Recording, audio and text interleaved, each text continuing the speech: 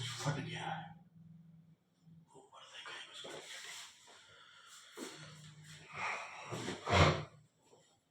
तो दोस्तों आज आपको एक हमारे देखिए जिस प्रोग्राम को आज हम यहाँ कवर कर रहे हैं, जिस प्रोग्राम के रचयिता अगर मैं कहूँ तो किसी कोई है तो वो है राचौरी श्रीनिवास जी, जिन्होंने मुझे इस तरह के पैटर्न के लिए मनाया, कह लीजिए कि सर आप ऐसे पैटर्न पे लोगों को दीजिए जिससे लोग आपके साथ ज़्यादा से ज़्यादा जुड़ सके और एक अच्छी नॉलेज जो आप देते आए हैं उस नॉलेज को लोग गेन कर सके। कल इन्होंने मुझसे निवेदन किया कि बहुत सारे सर लोग चाहते हैं कि प्लीज़ डाइल्यूशन थेरेपी पे बात कर लीजिए, डाइल्यूशन कैसे बनाया जाता है उस पर वर्कआउट कर लीजिए, लोगों को डाइल्यूशन बनाना नहीं आता है उस पर वर्कआउट कर लीजिए। तो दोस्तों आज की कहानी में आपको डाइल्यूशन बनाना भी सिखाऊंगा, लेकिन आपको एक बात ध्यान देना है, जिन लोगों के पास स्पेसिफिक नहीं है उन लोगों के लिए मेरी ये क्लास नहीं है। जिनके पास स्पेसिफिक है, जो इलेक्ट्रोहोम्योपैथी को वाकई में मानते हैं कि इलेक्ट्रोहोम्योपैथी एक स्पेसिफिक साइंस है, तो उन लोगों के लिए ही ये क्लास है। ये उन होम्योपैथी डॉक्टरों के लिए क्लास नहीं है, मैं उनको इलेक्ट्रोहोम्योपैथी डॉक्टर नहीं बोलता हूँ। ये वो उन होम्योपैथी डॉक्टरों के लिए क्लास नहीं है जो होम्योपैथी की विचारधारा को अपनाकर 200, 500, 1000, 1000, 1 1 cm इस पोटेंसी पे वर्कआउट करते हैं।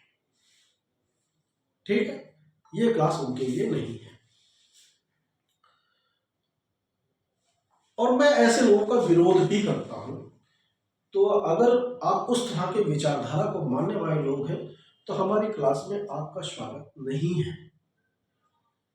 क्योंकि मैं प्योर 100% इलेक्ट्रोहोम्योपैथी को मानने वाला इंसान हूं। मैं चाहता हूं कि होम्योपैथी और इलेक्ट्रोहोम्योपैथी में जो डिफरेंस डॉक्टर काउंसिलर मैटी लेके चले थे, जो डिफरेंस डॉक्टर क्रॉस, डॉक्टर जिम्पल लेकर चले थे, उसको फॉलो किया जाए। उसको आप फॉलो करते हैं तो आप सच्चे अनुयायी होते हैं, सच्चे अनुयायी हुए डॉक्टर मैटी जी के, तो मैं चाहूंगा वही। चलिए हम शुरू करते हैं आज का अध्याय, क्योंकि आज की क्लास थोड़ी लंबी होने वाली है। हमें लगता है कि आज की क्लास अगर मैं अभी से स्टार्ट करूं तो शायद 1 घंटे से ज्यादा चलेगी। तो आप लोग जितने लोग हैं अभी शुरू कर दूं या मैं 3 मिनट और वेट कर लूं, क्योंकि 4:27 हो रहे हैं। तो चलिए 3 मिनट और वेट कर लेते हैं और 3 मिनट के बाद मतलब 3:30 पे करेक्ट हम आपके साथ होंगे। दोस्तों डाइल्यूशन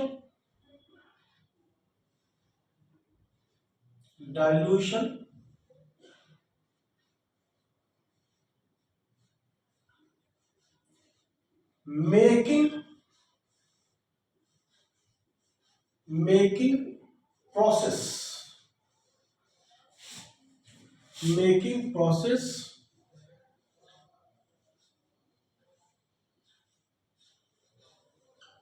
in electrohomeopathy.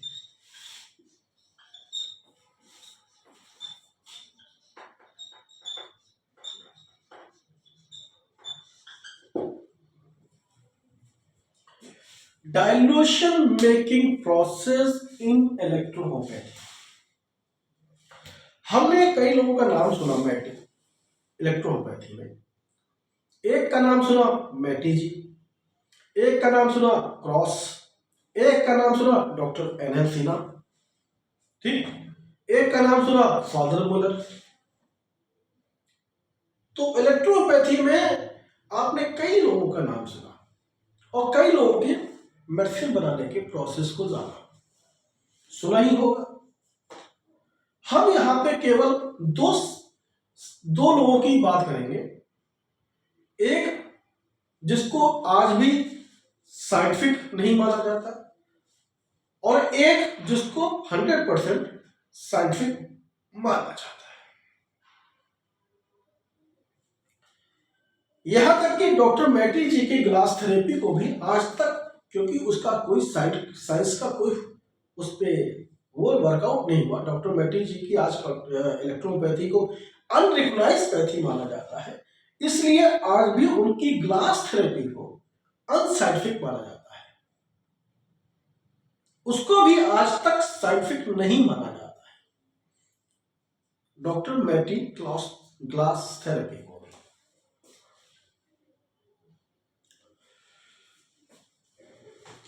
और डॉक्टर क्रॉस जो खुद डॉक्टर मैटी जी के अनुयायी थे, उनकी 1-9 थेरेपी को डेसिमल स्केल थेरेपी जिसे कहते हैं, डेसिमल स्केल थेरेपी को साइंटिफिक माना जाता है, क्योंकि उसको होम्योपैथी भी अपनाती है और इलेक्ट्रोहोम्योपैथी भी अपनाती है, क्योंकि उसको होम्योपैथी भी अपनाती है और इलेक्ट्रोहोम्योपैथी भी अपनाती है।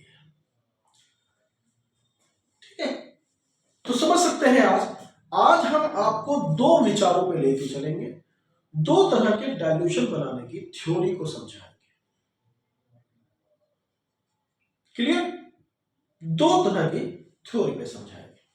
सबसे पहले चलते हैं, this is completed now 330 is a completed. Okay, तो अब अगर एडमिट होने में आपको थोड़ा टाइम लगे तो मैं कुछ नहीं कह सकता हूँ, हो सकता है अब आपको एडमिट होने में थोड़ा टाइम लगे। जब मेरी निगाह कंप्यूटर पे जाएगी तब मैं आपको एडमिट कर पाऊंगा, इसके लिए मुझे माफ कीजिएगा, क्योंकि 3:30 तक तो मैंने सबको एडमिट कर लिया। ओके, चलो, thank you so much for join us my class. I am your friend doctor R K Maheshwari. Okay, now first is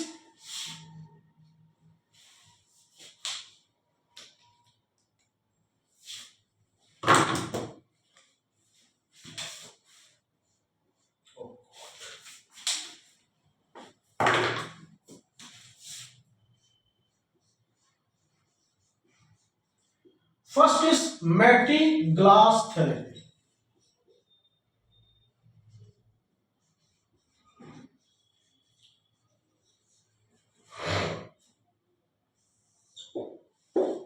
first is मैटी glass therapy. Okay, you know that कि आपको जो स्पेसिफिक मिलता है, जो एसपीजी मिलता है, वो मिलता है D4 में। जो स्पेसिफिक मिलता है वो आपको मिलता है D4 में।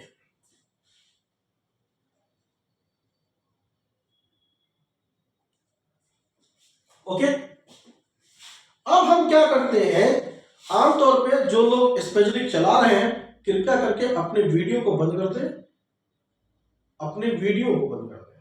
आप मुझे ना देखें, मेरे बोर्ड को देखें प्लीज, ठीक? अदरवाइज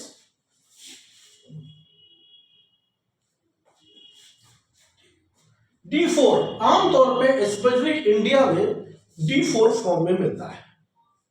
ठीक है, D3 कंपनी के पास खुद बनता है और वो D4 में हमें प्रोवाइड करती है। ठीक है, और आप मान के चलिए तो D4 और D5 का प्रैक्टिकल कोई यूज है? प्रैक्टिकल यूज में क्या है? प्रैक्टिकल यूज में लोशन, ऑइंटमेंट,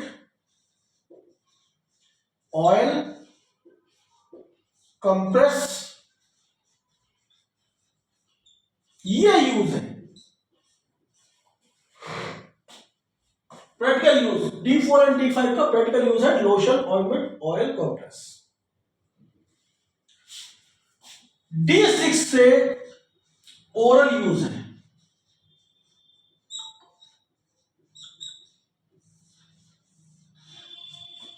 D6 से इसका ओरल यूज है।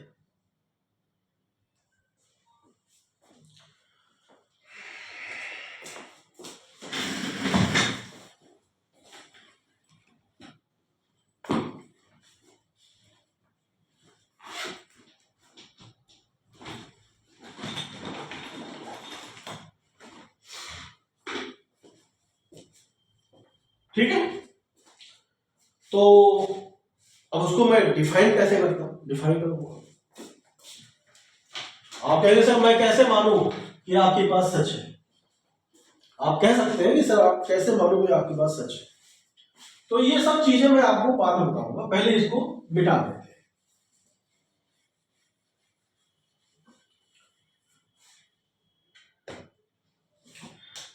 D4 का 1 drop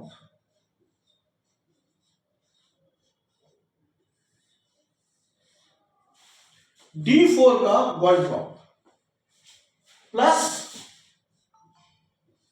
180 ml AW alkaline water,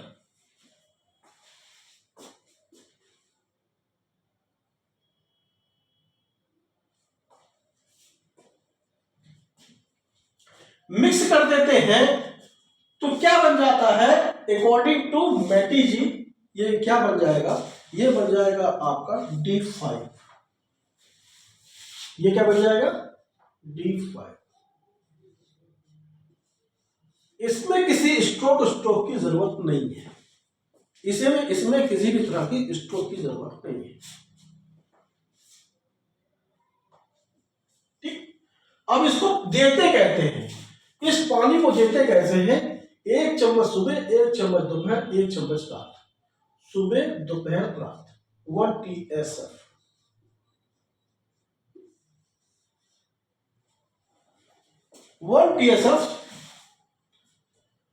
सुबह दोपहर रात, या इसको आप अपनी आवश्यकता के अनुसार, बीमारी के अनुसार बढ़ा सकते हैं। जैसे अगर किसी व्यक्ति को प्रॉब्लम जाता है तो 1-1 चम्मच 1-1 घंटे पर भी दे सकते हैं। 1 TSF 1 हावरली भी दे सकते हैं, 2 हावरली भी दे सकते हैं, 3 हावरली भी दे सकते हैं, according to disease, according to severity of disease, patient की सीवियरिटी कितनी है उसके अकॉर्डिंग D4।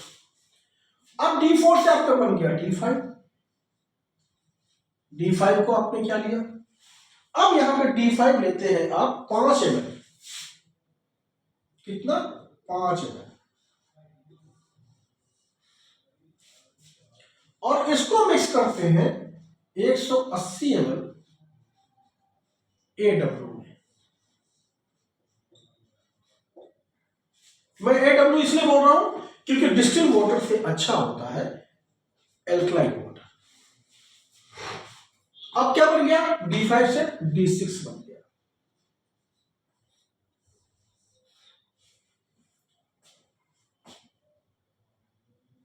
ठीक, आप ये कह सकते हैं कि सर अगर D3 होता तो, अगर मेरे पास सॉरी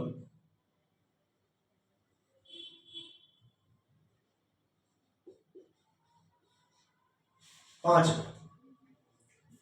D4 भी 5 ml, D5 भी 5 ml। इस तरह से आप अगर बनाते हैं तो D4 से D5, D5 से D6, ये आपको ऐसे बन जाता है।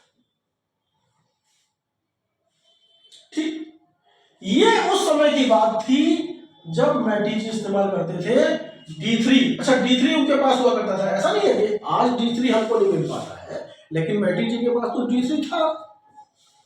मैटी जी के पास तो D3 था ना, तो मैटी जी क्या करते थे? D3 का 1 ml 180 ml वाटर में मिक्स करते थे तो वो बन जाता था D4। लेकिन आज के दिन में D4 से हमें मिल रहा है, D3 से नहीं मिल रहा है। अब आप कहोगे सर हमको तो मिलता है, आप कहोगे सर हमें तो मिलता है D3। मुझे यकीन नहीं है कि आपको मिलता है, मुझे यकीन नहीं है कि आपको सचमुच का स्पेसिफिक मिलता है, सचमुच का स्पेसिफिक मिलता है, मुझे यकीन नहीं। आपको यकीन है तो आप कर सकते हैं, लेकिन मुझे यकीन है 100% कि आपके पास वाला जो स्पेसिफिक है वो D3 तो नहीं है। वो क्या है ये आप जाने। क्लियर? तो कहने का मतलब ये है कि मैटी जी के समय D3 था 1 ml 180 ml पानी, D4 बन गया। D4 से जब D5 बनाते थे तो 5 ml 180 ml पानी, D5 से D6 बनाने, ऐसे तरीका वही होता था, एक एक चम्मच दिन में 3 बार देने का, लेकिन केस की सीवियरिटी के अकॉर्डिंग वो अपनी मेडिसिन को दिया करते थे, अपनी दवा को दिया करते थे। लेकिन डाइल्यूशन बनाने का तरीका मैटी जी की जो ग्लास थेरेपी थी वो यही थी। डाइल्यूशन बनाने की मैटी जी की ग्लास थेरेपी वो यही थी। क्लियर? समझ में आई बात? मैटी जी के पास D3 था, लेकिन अगर मैं कहूं आज मेरे पास D3 है तो मेरे पास भी D3 नहीं है। सर मेरे पास नहीं है, मैं तो कहता हूं मेरे पास नहीं है। अगर कोई कहे सर महसूस जी आपके पास तो होगा, नहीं सर मेरे पास भी नहीं है D3 का D3, एस्पेशली का D3 मुझे भी नहीं मिलता है। मैं जिनसे लेता हूं वो D4 में देते हैं, D3 मुझे भी नहीं देते। ठीक, अब बात आई, ये तो था मैटी जी की ग्लास थेरेपी। अगर ग्लास थेरेपी से आप ट्रीटमेंट करना चाहें तो इस तरह से आप ट्रीटमेंट कर सकते हैं।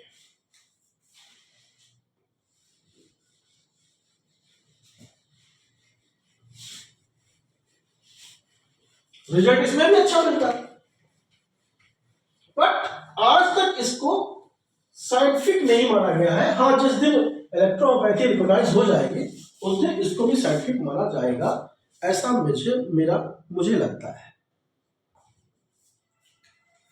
ठीक, लेकिन आज की डेट में अगर मुझे उसे देना हो तो 180 ml की बोतल 1, 180 ml की बोतल 2 दूध दिया जाए और उससे कहा जाए एक एक चम्मच दिन में ऐसे ऐसे पीना, तो थोड़ा संभव नहीं है,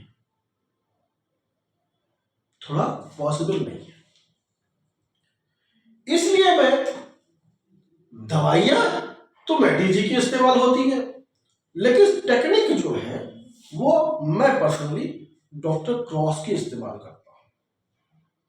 डॉक्टर क्रॉस ने इलेक्ट्रोपैथी में सबसे पहले डेसिमल स्केल को फॉलो किया। इलेक्ट्रोपैथी देखिए, ऐसा नहीं कि होम्योपैथी में नहीं इस्तेमाल होता है, होम्योपैथी में डेसिमल स्केल और सेंटीसिमल स्केल दोनों ही फॉलो किए जाते हैं। ठीक है, अब दूसरी थेरेपी चलती है इलेक्ट्रोपैथी में, दूसरी टेक्निक चलती है डॉक्टर क्रॉस थेरेपी या डाइल्यूशन प्रोसेस।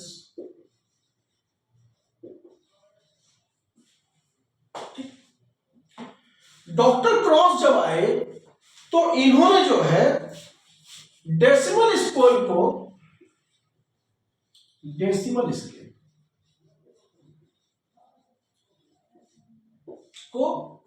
इलेक्ट्रोहोम्योपैथी में रिकॉग्नाइज किया। डॉक्टर क्रॉस ने सबसे पहले इलेक्ट्रोपैथी को डेसिमल स्केल पे लॉन्च किया। इसमें क्या होता है भाई, सपोज करिए आपके पास, डॉक्टर क्रॉस के पास तो D3 था, D3 ठीक का 1 ml प्लस 8 ml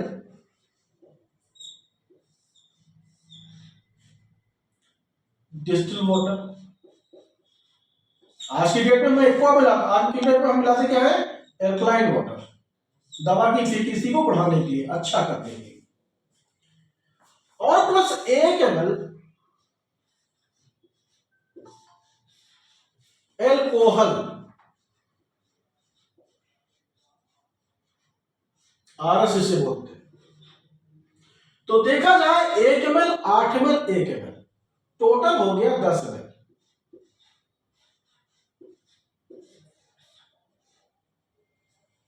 हम दवा बना रहे हैं 10 ml।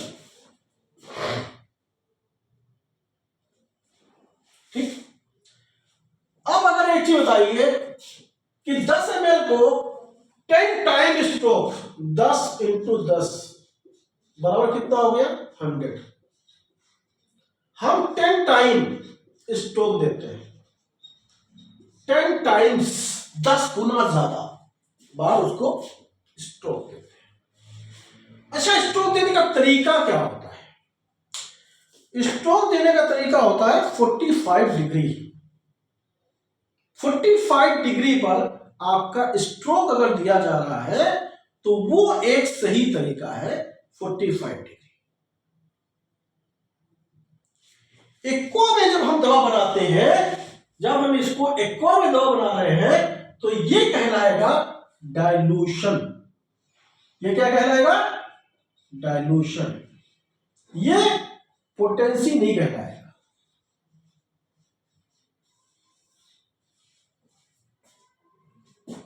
ये डाइल्यूशन कहलाएगा। इसी चीज को DW डाइल्यूशन, इसी चीज को अगर हम प्योर एल्कोहल में लेते तो ये जो दवा बनती हमारी वो पोटेंसी बनती। वो क्या बनती? पोटेंसी बनती। D5 से D6 पोटेंसी, D7 पोटेंसी, ऐसे। ठीक, समझ गए?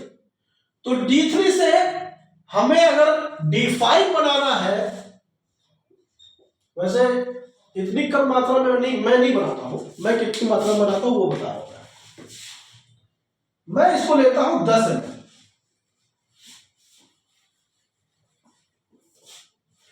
D3 को लेता हूं 10 ml। अब कहिए D3 को लेता हूं, अरे D3 तो मुझे मिलता ही नहीं है, मैं D3 को क्या करूंगा? 80 ml एक्वा और 10 ml हमारा एल्कोहल, ये बन गया हमारा 100 ml। 100 ml को मैं 100 टाइम स्ट्रोक देता हूं, 100 टाइम, और बन जाता है मेरा D4। ये है तरीका। ये कौन करते हैं? ये करते हैं हमारे मैन्युफैक्चरर्स, जो D3 से D4 बनाते हैं और D4 हमको देते हैं। अब D4 को 10 ml लिया, 80 ml हमने अपना पानी लिया और 10 ml हमने लिया एल्कोहल, और फिर हमारा बन गया 100 ml। 100 ml को मैंने क्या किया? 100 स्ट्रोक दिए और बन गया हमारा D5। ऐसे ही D5 लिया 10 ml, 80 ml हमने एक को मिलाया, 10 ml हमने रख रखाव के लिए RS मिलाया, बन गया 100 ml। 100 टाइम स्ट्रोक दिया, बन गया D6। D6 से D7 बनाया, D7 से D8 बना, D8 से D9 बना, D9 से D12 बना, D10 बना, 11 बना, 12 बना, 13 बना, 14 बना, 15 बना, 16 बना, 17 बना, बनाते चले जाओ। कहां तक? कोई सीमा होनी चाहिए। कहां तक? कोई सीमा होनी चाहिए। वो सीमा कौन निर्धारित करेगा? क्या हम? क्या आप?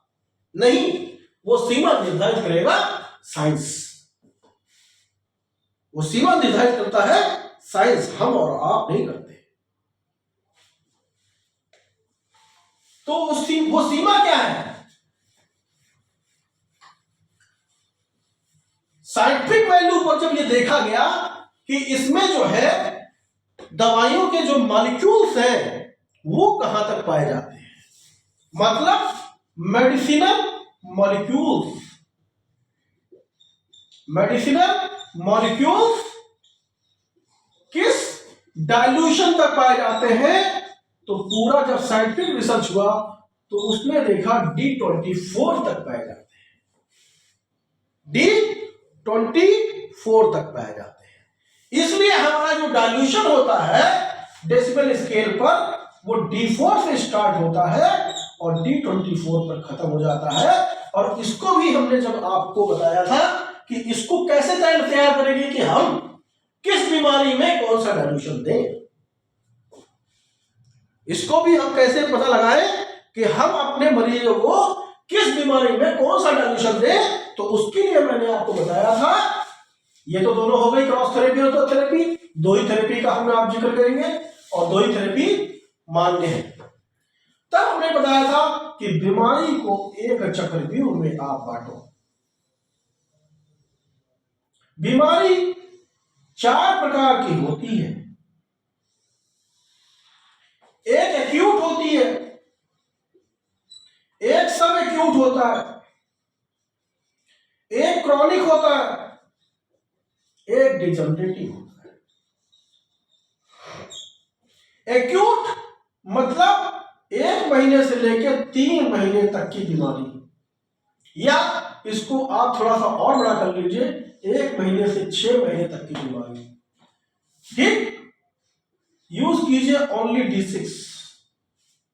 आप D4 भी यूज कर सकते हैं, D5 भी यूज सकते हैं और D6 भी यूज कर सकते हैं। कृपया करके किसी की वॉइस ना आए, प्लीज रिक्वेस्ट है मेरी, अपनी आप वॉइस को बंद रखें प्लीज।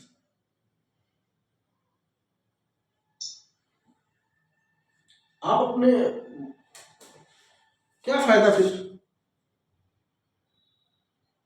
मुझे ही बंद करना पड़े।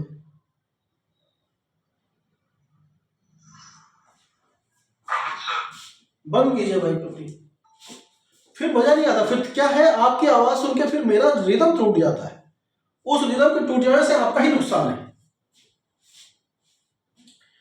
एक्यूट, सब एक्यूट, क्रॉनिक, डिजनरेटिव 1:6 मंथ की बीमारी है। मतलब मान लीजिए किसी व्यक्ति को एक बीमारी हुई है और वो आपके पास आया है दूसरे दिन, तीसरे दिन, चौथे दिन, 5वें दिन, 6वें दिन या महीना, 1.5 महीना, 2 महीना के बाद।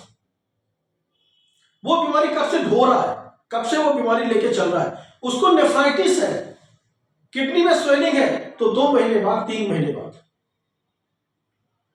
वहां पे आप क्या देंगे, D4, D5, D6 से आपका इलाज हो जाएगा। लेकिन D4, D5 की यूज करने की जरूरत ही नहीं पड़ेगी। अगर आप मेरी बात मानो तो सीधे D6 देना, कुछ मत देना। जहां इंफ्लेमेशन हो, जहां हल्की फुल्की पेन हो, जहां आपको लग रहा है उसकी बीमारी की जो गिरफ्त है वो 2, 4, 6 महीने से ज्यादा नहीं है, तो वहां पे आपको D6 दीजिएगा, बस कुछ मत दीजिए। समझ रहे? D4, D5 यूज करने की जरूरत ही नहीं है। D4, D5 यूज करना कहां है, मैंने आपको बता दिया। D4, D5 का यूज कीजिए सोप को बनाने में, लोशन को बनाने में, कंप्रेस करने में, ऑयल बनाने में, यहां यूज होता है, यहां यूज कीजिए। ओरल यूज तो D6 से स्टार्ट होगा। अब आपकी बीमारी है मान लीजिए 3 to 6 मंथ, ये भी लिख लीजिए 3 to 9 मंथ।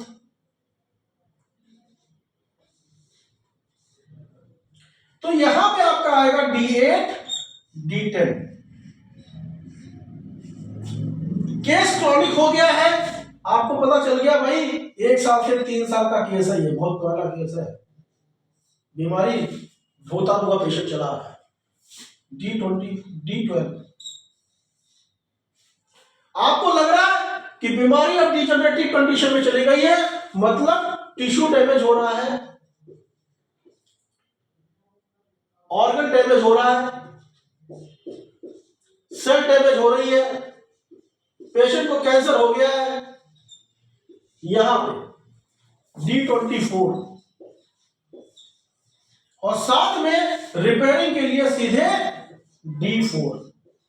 मतलब यहां पे आपको D24 और D4 दो लोगों का सहारा लेना पड़ेगा।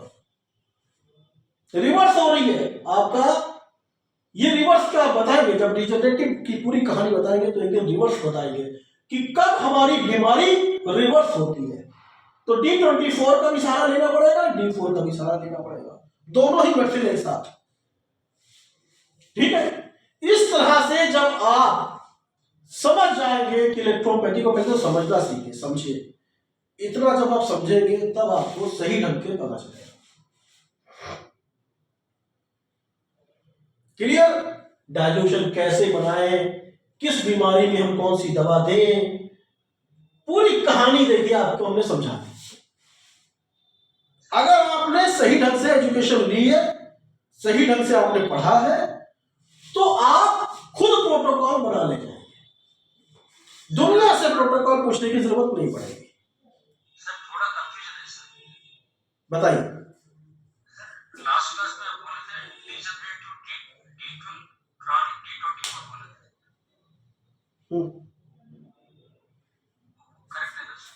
D24 लिखा है, D24 क्रॉनिक नहीं, क्रॉनिक नहीं, डीजनरेटिव, डीजनरेटिव। आप देखिएगा क्लास, फिर से आप वीडियो चेक कीजिएगा। डीजनरेटिव, क्रॉनिक कंडीशन में D12, क्रॉनिक कंडीशन, सपोज करिए सोराइसिस है, किसी को सोराइसिस है, किसी को ल्यूकोडर्मा है, क्यों ल्यूकोडर्मा एक दिन में थोड़ा ना होगी, एक दिन में किसी को ल्यूकोडर्मा होगा? नहीं होगा। वहां पे कहीं ना कहीं आपका क्या चेंजेस आ रहा होगा बताइए आप? वहां पे कहीं ना कहीं मेलेनिन ब्लास्ट हो रहा होगा, मेलेनिन डेड हो रहा होगा, डीजनरेटिव कंडीशन पे जा रहा है। उसकी स्किन, उसके सेल, उसके टिश्यूज, बात समझ में आई क्लियर? मेलेनिन डैमेज हो रहा है, तो क्या डैमेज हो रहा है भाई? मेलेनिन डैमेज होना मतलब टिश्यू डैमेज होना, सेल डैमेज होना, क्लियर? तो यहां पे आपको D24 तो चल पड़ेगा। अब आप कहेंगे सर कोई जंपिंग मेथड तो नहीं है कि हम जंपिंग मेथड से इसको बना लें? तो मेरी नॉलेज में नहीं है, तो मेरी नॉलेज में नहीं है। जो कंपनी देती है वो दो कंडीशन पे हमको आज प्रोवाइड कर रही है, D4 कंडीशन पे और D12 कंडीशन पे। मैं क्या करता हूं, D4 से D10 तक बनाता हूं और D12 से D24 बनाता हूं। मैं इस तरह चलता हूं, कंपनी का कोई घाटा नहीं होने देता हूं। मैं अपनी कंपनी को भी घाटा नहीं होने देता हूं कि वो कहे कि सर क्या कर रहे हैं, सब कुछ बना ही लेंगे तो मेरी कंपनी कैसे चलेगी। और हकीकत है, अगर आप सब कुछ बना ही लेंगे तो एक दिन कंपनी की आपको जरूरत क्या पड़ेगी, कंपनी खत्म हो जाएगी, आपको स्पेशल मिलना बंद हो जाएगा। प्रैक्टिस करते रहिए, फिर आप कहीं ना कहीं से कंपनियों को क्यों चलने देना चाहिए? आज जितनी फार्मेसियां चल रही हैं, उन फार्मेसियों में से अच्छी फार्मेसियों को क्यों चलने देना चाहिए? उनकी दवाइयां क्यों लेना चाहिए? उनके पेटेंट्स क्यों लेना चाहिए? भाई चलने दो इनको भी। ये नहीं चलेंगे ना तो एक दिन जो है इलेक्ट्रोहोम्योपैथी बंद हो जाएगी। आज आयुर्वेदा की फार्मेसी को आप चलने देते हो, आप होम्योपैथी की फार्मेसी को चलने देते हो, लेकिन जहां बात आती है कि भाई इलेक्ट्रोहोम्योपैथी की फार्मेसी पर, तो आप लोग सवाल उठाने लग जाते हो कि क्यों उनके हम प्रोडक्ट्स लें, क्यों उनके पेटेंट्स लें, क्यों सवाल उठाते हो? मतलब आप नहीं चाहते कि इलेक्ट्रोपैथी का डेवलपमेंट हो।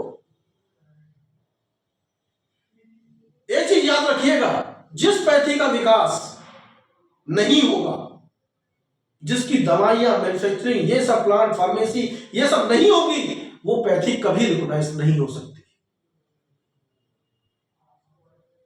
कभी रिकॉग्नाइज नहीं हो सकती। क्यों? उसका डेवलपमेंट आपने रोक दिया। आप स्पेशलिस्ट का भी डेवलपमेंट रोक दीजिए, पैथी खत्म कर दीजिए। आप स्पेशलिस्ट भी यूज करना बंद कर दीजिए, पैथी खत्म।